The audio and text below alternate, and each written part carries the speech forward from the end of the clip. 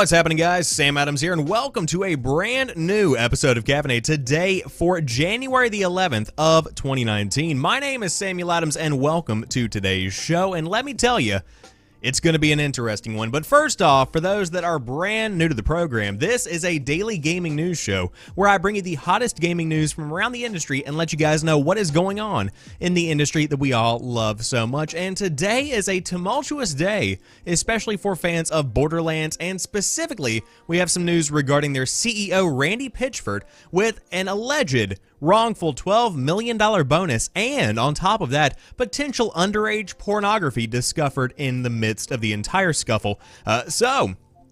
Bad day to be named Randy Pitchford. But on top of that, Verizon has been quietly testing its own Netflix-style cloud gaming service. The Epic Games Store now has a refund policy that matches Steam's, which is a pretty good piece of news in my opinion.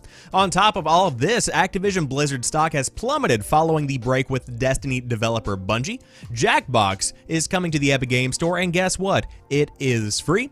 DrDisrespect has signed with CAA, and the Minecraft movie has a brand new director, and according to GameSpot, they have unearthed a new director. Leave. Just kidding, but again, for those that are brand new to the show, welcome on in. If you are listening to the podcast version of the show, if you are listening to the YouTube version while you cook your food for dinner, which is what I imagine all of my listeners doing while they listen to my podcast, I appreciate it very much, and I hope you do enjoy what you find. But without further ado, let's go ahead and break out this big headline story for the day. Wild lawsuit against Gearbox CEO Randy Pitchford alleges wrongful $12 million bonus and underage pornography. Strap in, there is a lot to break down here. There's going to be some messy litigation in Texas. Gearbox CEO Randy Pitchford and former Gearbox in-house attorney Wade Callender are suing each other in two separate actions, both alleging that the other has breached their legal obligations to the company. As discovered by Kotaku, Gearbox originally filed a lawsuit against Callender in November 2018 for misusing company funds. It said that Callender borrowed money from the company for a home loan and tuition that wasn't fully paid back. Further, Callender is accused of abusing a Gearbox company credit card for personal expenses, such as family vacations, gun club memberships, and firearms accessories, and trying to get six-pack abs. And that's all from a direct quote. The case against Callender, which was filed in Texas's Collin County District Court, can be accessed via the public, obviously. You can see people's files and whatnot, but there is no option to view the individual pleadings. However, Callender answered the complaint earlier this week and also filed a motion to change venue. Callender then sued both Pitchford and Gearbox in December 2018, possibly in retaliation to Gearbox's lawsuit. The entire complaint can be read here. Of course, they have a link to it, but the crux of the lawsuit is that Callender says Pitchford took a secretive $12 million bonus from Take-Two Interactive in 2016 that was funneled into Pitchford's Entertainment Media Magic LLC. According to Callender, that money should have rightfully been paid out to Gearbox employees and to help fund the development of the next Borderlands game. However, things take a dark twist. This is where it gets very interesting. Callender also states that Pitchford accidentally forgot a USB drive at a Dallas area Medieval Times restaurant in 2014. Callender alleges that the USB drive contained both highly sensitive business documents and underage pornography. Pitchford was supposedly in San Francisco at the time the drive was recovered, and Callender, without yet knowing the contents of the drive, directed Gearbox staff to duplicate the files so they could be sent to Pitchford. Pitchford allegedly intervened and ordered the duplicate files to be immediately destroyed, and Callender goes on to accuse Pitchford of using Gearbox company funds to throw personal parties at his house where older men would expose themselves to minors. Callender is still an active licensed attorney in Texas, according to the Texas Bar Association. Attorneys who are de facto officers of the court have an elevated ethical duty to tell the truth and to avoid filing frivolous actions. That being said, Callender's claims of underage pornography could see him as the subject of a libel suit and disciplinary action if untrue. However, it's important to note that truth is an absolute defense to defamation claims. And of course, there is a side note that the author says, "I'm not sure what place the underage pornography allegation even has in a civil suit when Callender isn't the injured party by the existence of that USB drive." And as we all know, it's a lot to process here, and we are just at the very beginning. And of course, in a statement sent to Kotaku, Gearbox said, quote, "The allegations made by a disgruntled former employee are absurd with no basis in reality or law. We look forward to addressing this meritless lawsuit in court and have no further comment at this time." Pitchford and Callender were lifelong friends since childhood before their relationship soured in recent years, and this one is going to be a bumpy ride. Now, right out of the gate, I want to make it very clear that there is nothing confirmed as of yet as far as the underage pornography accusation goes. A lot of people, especially in 2018 and beyond, jump to conclusions and assume guilt before there's any kind of proof given. Because in my opinion, just reading through what is happening here, it sounds like this is a very disgruntled man that is upset about the fact that he is losing his lifelong friend, and on top of that, is upset about the way that things have gone over the past few years with working directly with Gearbox. And so this seems kind of like a revenge story to me. And again, I'm no lawyer. I'm not deeply invested in the situation. That's just my 2 cents from reading the events here, because it seems like all of this is trying to kind of, libel, slander, whatever you want to call it, back towards the name of Randy Pitchford. However, again, this is going to be a long, long battle when it comes to how all of this is going to shake out in court. The $12 million accusation, that one's up in the air. That one sounds more plausible, more believable in a way, if you will. Because it is very easy to get, company funds and take them for yourself, depending on the structure of the company, all of that good stuff. And again, I am not an insider by any stretch of the imagination, but it does sound like that is something that could have potentially happened. But again, that is all coming to light after the little scuffle that they had with Calendar back in November of 2018. So, I digress. I just wanted to present the facts to you, to read the story to you here today, and to let you know that Randy Pitchford, the CEO of Gearbox, is in some hot water along with his lawyer, or at least the company lawyer from Gearbox, for, I guess, a lot of various things that very well could be fake or very well could be true. We will see how all this shakes out. But again, I will keep you guys updated as I always do here on Caffeinate as we learn more about this story. And I would say we're going to be talking about this one for a few months to come, if I did have to guess. But moving on to the next story of the day. Exclusive coming to us from The Verge, Verizon is quietly testing its own Netflix-style cloud gaming service. Verizon Gaming is already running on the NVIDIA Shield and soon to Android.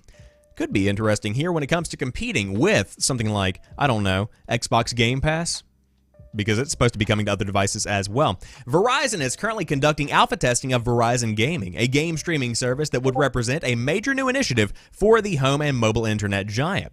The Verge can report that Verizon Gaming is already up and running on the NVIDIA Shield set-top box and will, according to the company's documentation, eventually make its way to Android phones. That could be pretty interesting. In either usage scenario, the service can be played using a paired Xbox One controller, and Verizon has not publicly advertised Verizon Gaming or even really acknowledged its existence. Verizon has quietly been recruiting players to take part in the test, which currently involves over 135 games. Participants are promised a $150 Amazon gift card upon completion, and they are given a free NVIDIA Shield, Xbox One controller, and a login for the test. The Verizon Gaming app comes pre-installed on the NVIDIA Shield device, and Verizon will also be distributing it to testers privately through Google Play later this month. The initial trial run is scheduled to wrap up at the end of January, according to emails seen by The Verge. And this is pretty much what it looks like the device, or at least the software, looks like at the current time. You do have View More games, stuff like this. You have Anthem, God of War, Detroit Become Human being displayed, which is strange to me to see this kind of exclusive. Is this just a mock-up? What am I looking at here? However, screenshots of Verizon Gaming show titles including Fortnite, Red Dead Redemption 2, God of War, Battlefield 5, and Destiny 2. And that would be an unbelievable collection of games if accurate. God of War is a PlayStation 4 exclusive, and Red Dead Redemption 2 does not yet have a PC port, but it is likely that some or all of those shown are placeholders. As we just discussed, that would be mind-boggling to see that on another device outside of PlayStation. But indeed, in response to a few complaints from testers over lag and a poor early experience, Verizon says that it's currently focused on getting the fundamentals right before worrying about game selection. Quote, "This trial is primarily focused on performance," the Verizon Gaming team recently wrote in an email to participants. "At a later date, when we advance the product, our library will consist of most or all of the top games you are familiar with, but at this early stage, we are working on the engine and its parts." As just one example of how early Verizon Gaming is, games currently lack any kind of save option. Players must start over from the beginning every time. The VZG badge on some games, including Red Dead, is definitely interesting, but we are still looking at a very early version of the service. On a feedback forum for Verizon Gaming testers, an employee notes that there are placeholders throughout the app and not everything is final or representative of the commercial service. Another thread from an alpha participant comes an image that shows software from Utomic, a small company that already specializes in game streaming, seemingly running as part of Verizon Gaming. It's possible that Verizon is building Verizon Gaming using Utomic's technology as the foundation. And so these tests are nothing more than evidence that Verizon is the latest company pursuing a cloud gaming strategy that allows players to across many modern devices and platforms. Similar efforts are ongoing across the tech industry, Microsoft with Project xCloud, Google trying Project Stream, and Amazon developing a game stream service of its own, which we talked about on yesterday's show. And of course, they go on to mention that this is all emerging around the same time that you are seeing 5G become a prominent way to replace 4G, pretty much connectivity, nationwide over the next 5 to 10 years, I would say. So what does this mean for you? Essentially, I just kind of got this kind of boost to reinforce what I said yesterday, where streaming is becoming the future of gaming without a single doubt. That is what it's going to come down to. You have a very significant amount of companies and a very significant amount of people that enjoy playing games via the internet through streaming. It's simple, it's accessible, it's affordable if it is a, affordably priced subscription service, and so Verizon could very well tap into their core user base, which again, Verizon being one of the largest phone service providers in the United States, and really have a pretty solid foundation when it comes to beginning a brand new streaming service. Now, Alan in the chat says, is it me or are all these companies trying their best to make a brand new gaming plug? It seems like that's kind of how it is. To be quite honest with you, it's a wise move because gaming is becoming a much larger part of the tech industry and overwhelmingly of the entertainment industry. I mean, as we saw a couple of days ago, I believe it's in the UK, gaming is bigger than movies and television combined, something along those lines. But gaming is just becoming such a large part of the entertainment industry that it wouldn't be wise to forego making some kind of game streaming service, because even if it does shut down in 3 to 5 years, at the end of the day, you still gave it a shot, and it very well could be the next big thing if it does end up taking off. Now, will Verizon become the, hub for Netflix gaming, or whatever you want to call it? No. That's probably not going to happen, but it's cool to see this kind of tech getting a shot, and I am 100%, as I said yesterday, backing this because of the experience I had from Google's Project Stream. So, we will see how the future does unfold, but right now, more and more companies getting in on this streaming service. Yesterday with Amazon, today with Verizon, and maybe tomorrow with Epic Games. But speaking of the Epic Games store, there is now a refund policy that matches Steam's. 2 weeks from purchase and less than 2 hours played, you get your money back for any reason whatsoever. The Epic Games Store has updated its refund policy to one matching the terms of the Steam marketplace, providing for unconditional refunds of games within 2 weeks of purchase and less than 2 hours played. The news comes this morning from Twitter from Sergey wow, what is that name? Sergey Galyonkin. Nice. Epic's Director of Publishing Strategy. For pre-ordered games, the return window is until 14 days after the game's launch date. Both the 2-week time frame and the 2-hour trial period are features of Valve's return policy, which it implemented in June of 2015.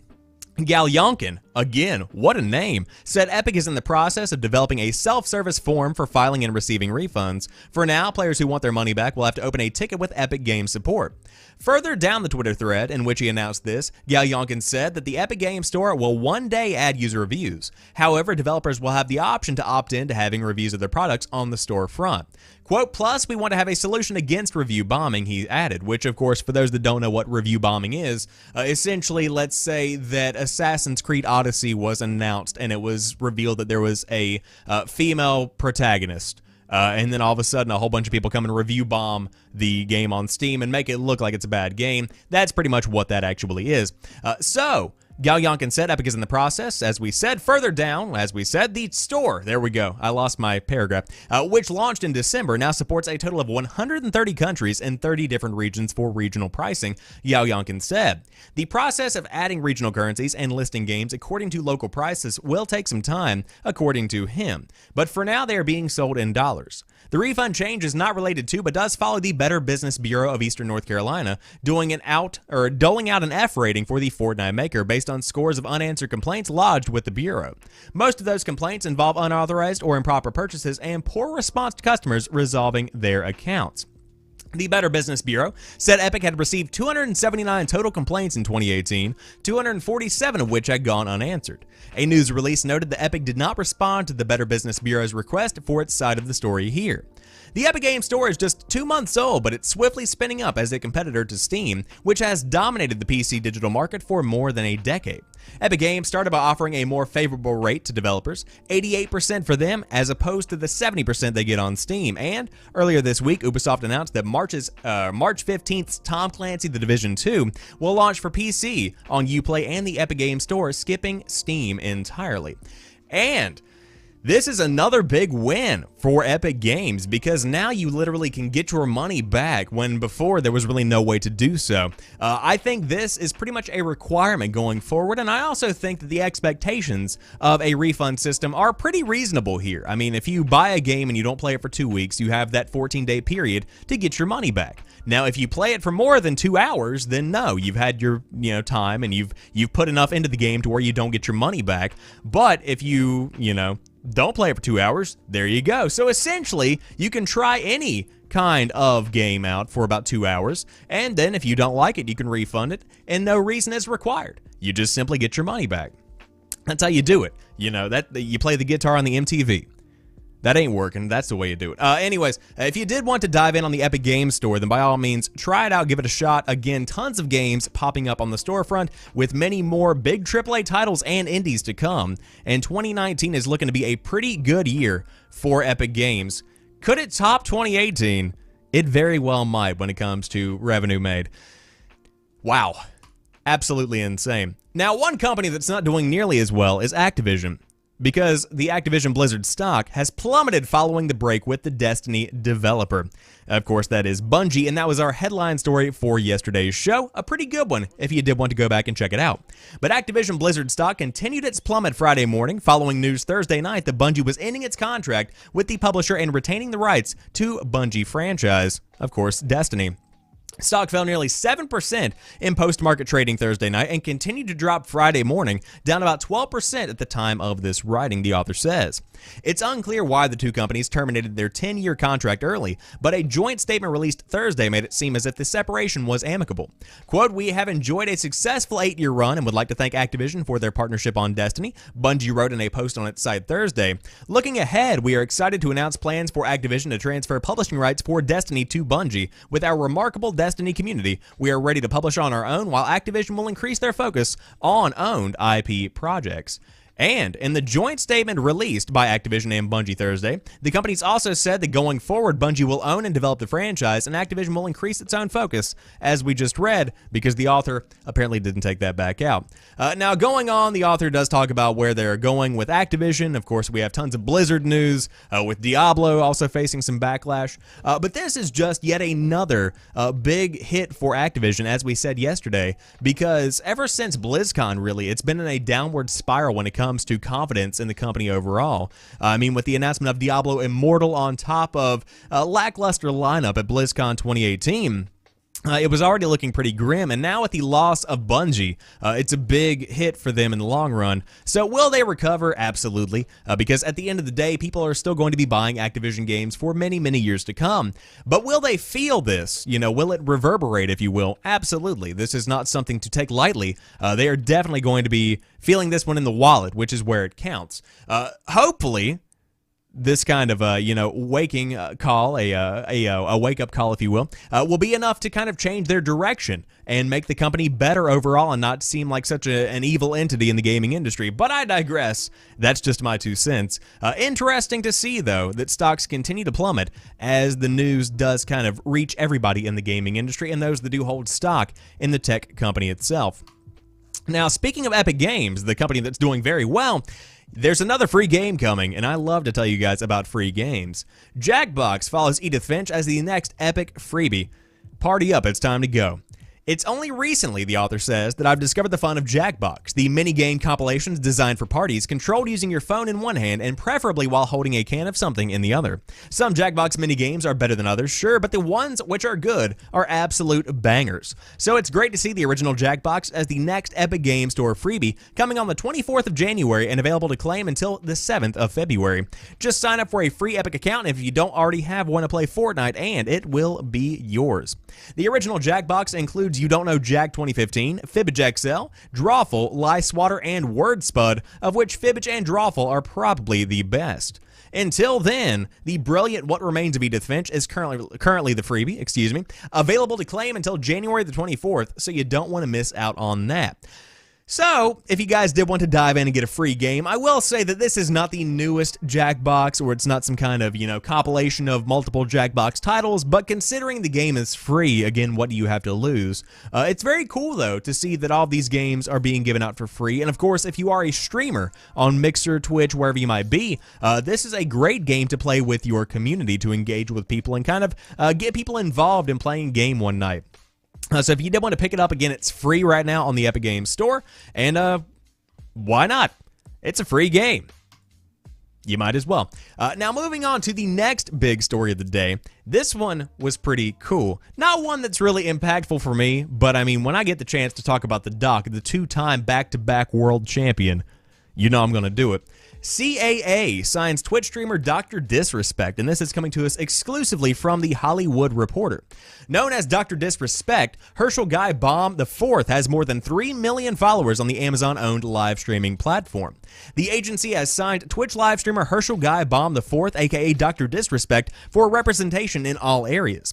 Baum began posting live gameplay on Twitch less than 2 years ago and has grown his following to more than 3 million, making him one of the platform's most followed gamers. His Twitch channel has generated more than 100 million views.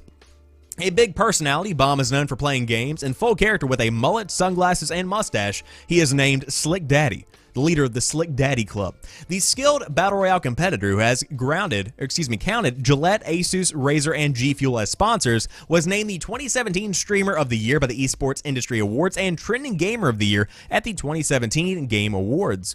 Baum currently serves as an advisor to Boom.tv and was previously a level map designer for Activision Blizzard's Call of Duty Advanced Warfare. CAA will work with him on areas including television, motion pictures, touring, digital distribution, partnerships, endorsements, personal appearances, and publishing. The signing comes a month after CAA added Nicholas Uni? Sure, known as Nick A30, and David Steinberg, known as Stone Mountain 64, my personal favorite of the bunch, to its client roster, and it signals a push at the agency to work more with rising talent in the world of esports and gaming. CAA also represents video game developers and creators through its games department. And so, I think that the main takeaway from this story is that Twitch streamers are becoming true celebrities, and I would even say so far as YouTube and Facebook gaming, because that's where the other two guys are from. These big influencers are truly being picked up and promoted and shown off as faces of companies, and really, they're big, you know what I'm saying? So if you did want to check out DrDisrespect, again, it's twitch.tv/DrDisrespect. Stone Mountain 64 is over on Facebook Gaming, and Nick A30 is over on YouTube, a huge Fortnite streamer over there on YouTube, and Stone Mountain 64 primarily plays stuff like Battlefield 5, PUBG, etc. Really cool guy, though. Big fan of his content. So again, big news coming from the entertainment industry, because it's insane to see what they are up to. Now in the chat, Alan says, all right, boys, ETA 5 minutes to bedtime. Let's get this. Love Stone Mountain so dang much. Now what I'm not going to love is this Minecraft movie, because they have unearthed a new director. And yes, the author of this article, Steve Watts, said unearthed.